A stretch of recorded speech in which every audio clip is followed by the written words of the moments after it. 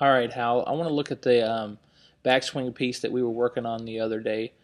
Um, just want to make some comparisons here to a very good player who's pretty much the model for this pattern I'm teaching you here. But we were talking specifically about your right arm and how your right hand should sit underneath the shaft at the top of your backswing. Okay, this video is the before we'd worked on anything, and you can see your shaft sort of pointing in this direction right here at the top of your backswing, sort of across the line. Well, the reason for that is, quite clearly this right wrist condition is part of it, but the biggest reason why the club is getting across at the top is this right here. Let me show you.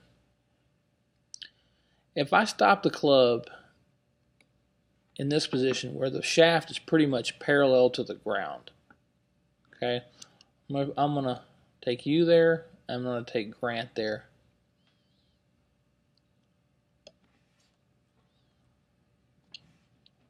Okay, so you can see that theoretically you're both in the same position. Your shaft is parallel to the swing and the backswing. But the thing that I want you to notice here is your shoulders. Your shoulders are not turning enough in the backswing. Therefore, your arms are outracing your shoulders. And what I mean by that is, as you take the club back, you don't incrementally turn your shoulders. You have more arms and wrists than you do shoulder turn. Therefore, when you reach this position, look at how much your shoulders have turned in comparison to how much Grant's have turned. Not near as much. Because of that, this right elbow will just sort of slide back across your rib cage here, moving in this direction. Your right elbow kind of gets behind you, so to speak.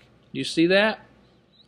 Just sliding across behind you, and the left arm is actually too deep and it's too far in. Okay?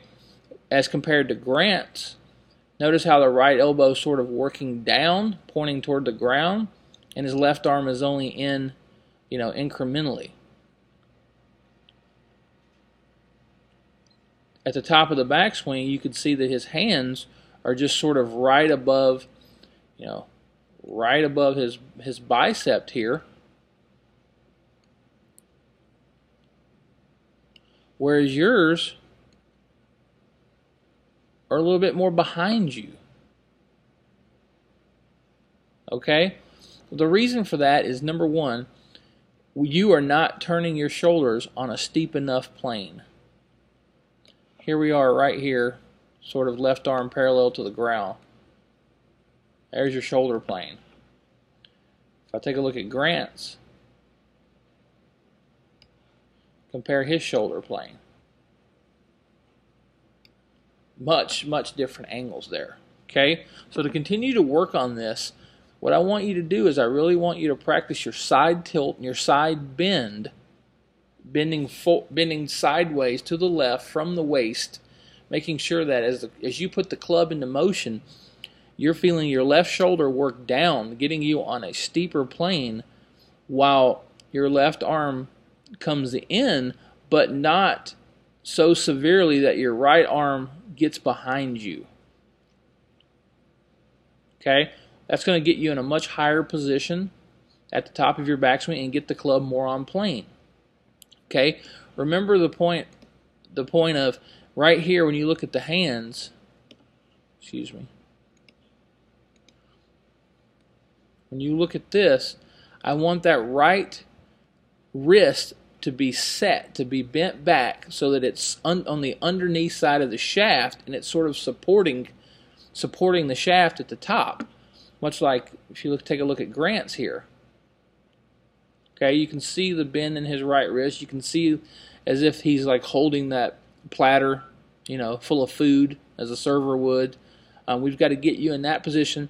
But first and foremost, we've got to get you turning your shoulders on a much steeper plane. Okay?